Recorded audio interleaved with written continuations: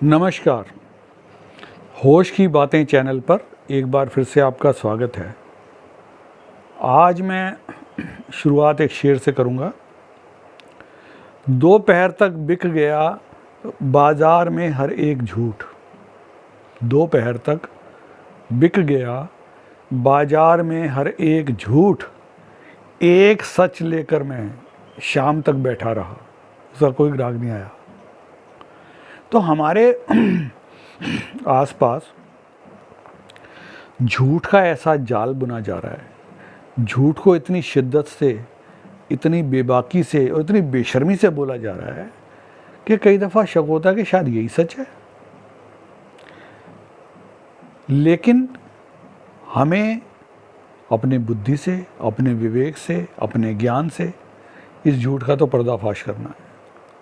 इस झूठ को हावी नहीं होने देना है। देखें, कुछ तो हमारे समाज की, हमारे इसकी देश की कह लें, कुछ ढांचा ऐसा है कि जहाँ पर सच और झूठ इम्पॉर्टेंट नहीं है, इम्पॉर्टेंट है संख्या बल। मतलब यदि 2 आदमी सच कह रहे हैं और 100 आदमी झूठ कह रहे हैं तो वो झूठ को ही सच माना जाएगा। उन्हीं 100 आदमियों की बात मानी जाएगी, उन 2 आदमियों की बात नहीं मानी जाएगी जो सच कह रहे हैं। तो जब सच और झूठ का फैसला संख्या से होने लग जाए, नंबर गेम शुरू हो जाए, तो मामला थोड़ा सा सोचने वाला हो जाता है, कई जगह खतरनाक भी हो जाता है। कुछ लोगों ने, कुछ समुदायों ने इस चीज़ को पहचान लिया समय रहते, और उन्होंने संख्या बल बढ़ाने पर जोर दिया ताकि संख्या पे आधारित हमारी सरकार चुनी जाती है। बहुमत के आधार पे, बहुमत के आधार पे ही सारे फैसले होते हैं। तो इसलिए उन्होंने उसको प्रभावित करने के लिए संख्या बल बढ़ाना शुरू किया। तो ऐसे में हमारी ड्यूटी क्या बनती है? देखिए, आज वोट डलती हैं, सरकार बनती है वोट डलने से, और मेरा जहाँ तक अपना अंदाज़ा है कि 50% के लगभग मान लो, 2-4% ऊपर नीचे इतनी वोटिंग होती है। जस्ट इमेजिन कि इतनी इम्पॉर्टेंट बात, यानी जिस सरकार ने हमारा सारी नीति निर्धारण करना है, जिसने हमारे देश को, हमारे जीवन को प्रभावित करना है, उसके चुनाव को लेकर के हम इतने उदासीन हैं। और हम क्या कहते हैं, यार एक हमने वोट नहीं दी तो क्या फ़र्क पड़ता है। और यही लोग, 1-2 लोग नहीं सोचते, 50% यही लोग सोचते हैं। तो अब बताएं, सरकार कैसे बढ़िया बनेगी? सरकार तो जब भी बढ़िया बनेगी ना, सर्वजन हिताय सर्वजन सुखाय, सब लोग मिलके जब एक काम करेंगे तो अच्छी सरकार बनेगी। किसी को कोई एतराज़ भी नहीं होगा, कोई क्रिटिसिज्म भी नहीं होगा। लेकिन ऐसा होता नहीं है। तो जब यदि नकारात्मक लोग, कहते हैं ना, बुराई बड़ी जल्दी फैलती है, अच्छाई को फैलने में समय लगता है, लेकिन प्रयास तो करें अच्छाई को फैलाने का, एक सच को संगठित होने का प्रयास तो करें। हमने तो प्रयास ही नहीं करते इस बात के लिए। जैसा चल रहा है, कोई हमारे को इसमें कोई इंटरेस्ट भी नहीं है। देखिए, जब हमारा कानून बनाया था जानकारों ने, तो उन्होंने एक उद्देश्य रखा था कि 100 अपराधी भले ही छूट जाएं, लेकिन किसी निरपराध को सजा ना मिले, ऐसा उनका मानना था। आज हुआ क्या? आज़ादी के इतने सालों बाद भी हम सिर्फ उसको आधा ही लागू कर पाए हैं। आधा लागू क्या कर पाए हैं कि 100 अपराधी तो भले ही छूट जाते हैं, लेकिन जो बाकी का आधा हिस्सा, यानी किसी भी निरपराध को दंड ना मिले, उस पर अभी तक कोशिश जारी है। वो अभी तक हुआ नहीं है पूरा। तो कानून बनाते वक्त बड़े अच्छे सोच विचार के, बड़े विद्वान लोग, बड़ा विचार विमर्श करके, दिमाग लगा के, बड़ा एनालाइज करके, समाज को स्टडी करके कानून बनाते हैं। लेकिन ये दुर्भाग्य हमारा कि कानून बनाने वाले जितनी मेहनत करते हैं, उससे ज़्यादा मेहनत वो लोग कर लेते हैं कि इसका तोड़ क्या निकाला जाए, इसकी काट क्या निकाली जाए, इसका मिसयूज़ कैसे किया जाए। नतीजा क्या है कि जो लोग शातिर हैं, माहिर हैं, कानून के अच्छे जानकार हैं, बजाय इसके केवल लोगों की कानून से मदद करते, पीड़ितों को न्याय दिलाते, तो कानून का असर ज़्यादा अच्छा होता, लोगों में कानून का डर होता। हुआ क्या, उन्होंने कानून को एक हथियार के रूप में इस्तेमाल शुरू कर दिया करना।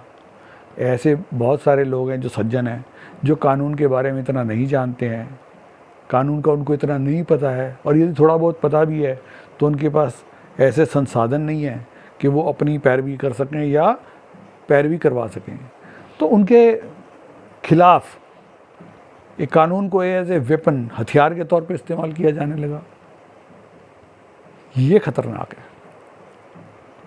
यानी जैसे कहते हैं ना, एक सर्जिकल ब्लेड है, यदि कोई सर्जन उसको इस्तेमाल कर रहा है किसी ऑपरेशन में, तो वो किसी व्यक्ति की जान बचाएगा, किसी को जीवन देगा, उसकी बीमारी को काटेगा। लेकिन वही सर्जिकल ब्लेड यदि किसी कातिल के हाथ में होगा, वो जब इसका इस्तेमाल करेगा तो निश्चय ही किसी की जान लेने के लिए कोशिश करेगा। तो इम्पॉर्टेंट है उस चीज़ को इस्तेमाल करने वाला। सॉरी। तो कानून में भी यही बात है, कानून में कोई कमी थोड़ा है, कोई गलती नहीं है कानून में। अब देखें, जैसे छोटी सी एक बात है, कानून बना दिया कि कोई पेड़ नहीं काट सकते आप, बड़ा अच्छा कानून है। एनवायरनमेंट के लिए पेड़ बहुत ज़रूरी है, हमारे जीवन के लिए बहुत ज़रूरी है। लेकिन लोगों ने इसका क्या तरीका निकाला, एक दुकानदार है, उसको बाहर 6 फुट जगह चाहिए पटरी पे, उसने 6 फुट आगे जाके पेड़ लगा दिया। साल 2 साल में पेड़ बड़ा हो गया। अब सब पेड़ तो कट नहीं सकता, कानून है, पेड़ नहीं कट सकता। अब वो 6 फुट जगह इस्तेमाल हो गई, उसकी गाड़ियाँ रिपेयर कर रहा है या जो भी कर रहा है। तो ये जो हमारी मनोवृत्ति हो गई है, और मज़े की बात यह है कि ज़्यादातर लोगों में इसके प्रति उदासीनता है, उनको इससे फ़र्क भी नहीं पड़ता कोई, अरे ठीक है, हमें क्या लेना देना है। तो जब आप किसी भी समस्या से ये मान लेंगे कि इससे हमें कुछ लेना देना ही नहीं है, तो वो समस्या ख़त्म कैसे होगी, दूर कैसे होगी? वो दूर जब ही हो सकती है जब आप उसको ये समझें कि हाँ, ये बात गलत है, इसका विरोध करना ज़रूरी है। और इसी तरह से कानून के अंदर लागू करते वक्त एक विवेक का इस्तेमाल करना बहुत ज़रूरी है। कौन सा कानून कहाँ पर इस्तेमाल हो और कैसे इस्तेमाल हो, ये बहुत ज़रूरी है। तो कुल मिलाकर के स्थिति ये है कि हमारे को एक अच्छाई को, अच्छी बातों को स्प्रेड करना है, बढ़ाना है, लोगों में पहुंचाना है। लेकिन इतना आसान काम नहीं है। देखें, प्रकृति भी क्या हमारे को मैसेज देती है, कोई आपने फलदार पेड़ लगाना है, अच्छी फसल लगानी है, उसके लिए आपको बड़ी मेहनत करनी पड़ती है, अच्छी खाद पानी देनी पड़ती है, देखभाल करना पड़ता है, सब कुछ करना पड़ता है। लेकिन जंगली घास, खरपतवार, इसको कोई उगाता है क्या? ये तो अपने आप ही उगती है और खूब बढ़ती है, खूब फलती फूलती है। तो बुराई का ये एक उसका गुण है, गुण कह लो, अवगुण कह लो, कुछ भी कह लो, कि वो बड़ी जल्दी फैलती है। लेकिन अच्छाई के लिए, उसको फैलाने के लिए बड़ी मेहनत करनी पड़ती है, बड़े लोगों को जागरूक करना पड़ता है। लेकिन जागरूक करने की इतनी ज़रूरत ना पड़े यदि आप उसकी इम्पोर्टेंस को समझ लें। आप ये समझें कि ये कितना ज़रूरी है हमारे लिए कि हम सही बात करें, अच्छी बात करें। उससे होगा क्या? हमारा समाज सारा सुधरेगा। हमारी तो ज़िंदगी, अब मेरी उम्र 65 साल हो गई है, हमारी तो ज़िंदगी जैसे तैसे कट गई, कोई बात नहीं। लेकिन हमारी जो आने वाली पीढ़ियां हैं, उनका जीवन सुखी बने, अच्छा बने, आरामदायक बने, इसके लिए हमें भी तो कुछ करना चाहिए। आज के लिए इतना ही। धन्यवाद, नमस्कार।